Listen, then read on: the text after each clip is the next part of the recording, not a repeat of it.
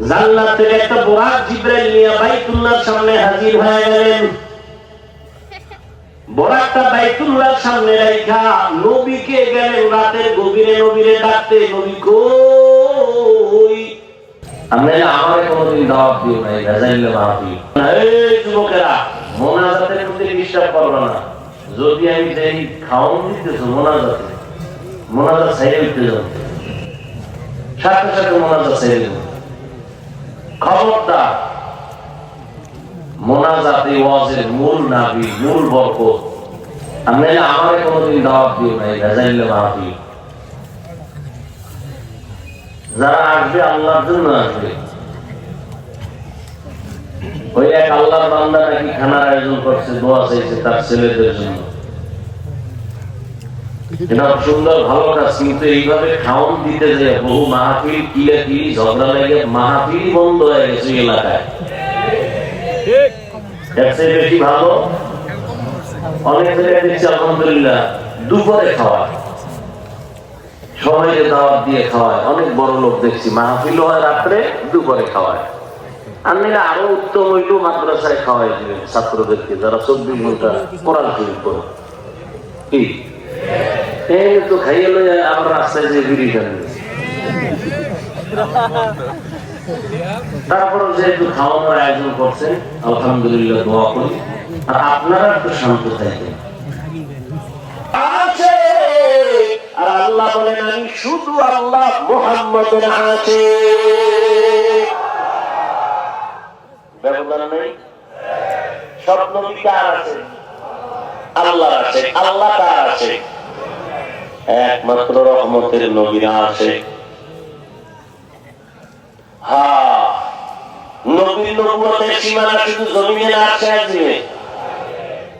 তাহলে মেম্বার সাহেবের সীমানা যতটুকু, ওইটুকুর খবর নিবে না? কথা বলেন না কেন? যদি না নেয় তার জবাবদিহিতা আছে চেয়ারম্যানের। আল্লাহ অনেক পরীক্ষায় ফেলছি, এবার আসেন আমি আরশে আজিমে পুরস্কার দিব। মেরাজ নবীর জন্য পুরস্কার। আল্লাহ তাআলা জিবরাইল আমিনকে বললেন, যাও জান্নাত থেকে একটা বুরাক নিয়ে বাইতুল্লাহ গিয়ে নবীরে দাওয়াত দাও, বুরাকে নিয়ে আসো আরশে আজিমে। হওয়া হুকুম।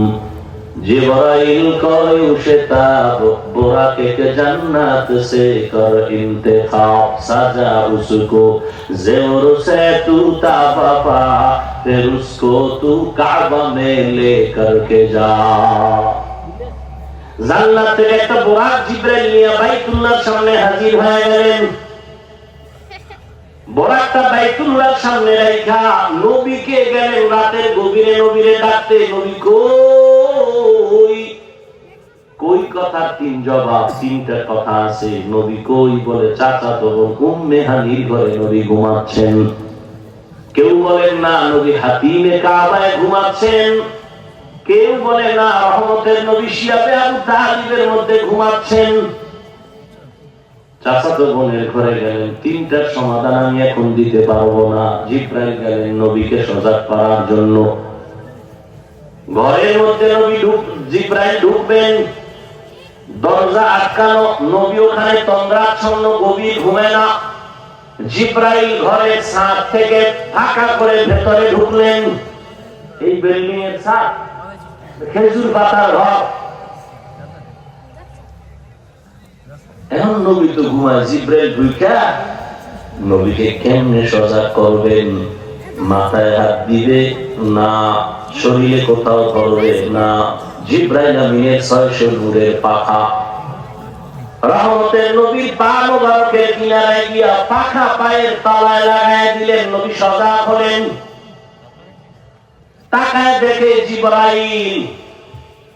নবী উঠে বসলেন। ও জিবরাইল ভাই, তুমি এই রাতে কেন? উপরে তাকায় দেখে ফাঁকা। কি উপর দিয়ে?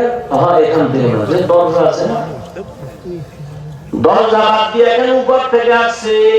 জিবরাইল বলে, আজকে সব উল্টা হবে, ব্যবহার মাত্র শুরু, সব উল্টা হবে। এখান থেকে একটা সবক নিলেন। কি সবক? ঘুমে মানুষকে সজাগ করার তরিকা কি জিবরাইল শিখাইল। দামি মানুষ যখন সম্মানের মানুষ ঘুমিয়ে যায়, ঘুমের থেকে সজাগ করার সুন্নত তরিকা, মাথায় হাত দিবেন না, শরীর স্পর্শ করবেন না, পায়ের মধ্যে চাপ দিবেন হালকা করে। হঠাৎ করে চোখ খুলে তাকায় দেখবে কে। যদি মাথার দিকে আপনি হাত দেন সে ভয় পেয়ে যাবে, তাকাবে সামনে, সামনে তো পিছনে। বুঝেননি? জিবরাইল আমিন নবীকে উঠাইয়া বলে আল্লাহ দাওয়াত দিতে চলেন। রহমতের নবীকে উঠাইয়া হাতিমে কাবায় নিলেন, সেখান থেকে জমজম কূপের কিনারায় নিলেন।